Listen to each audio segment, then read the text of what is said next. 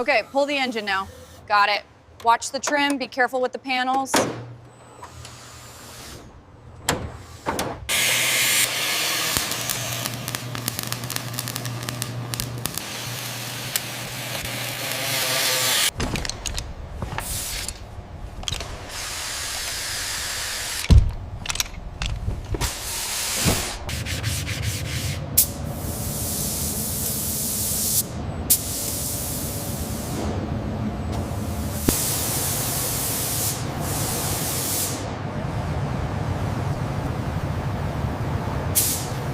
Mechanics rebuild the Rolls-Royce interior. Fresh, hand-stitched leather seats, restored polished wood dashboard, and new carpets.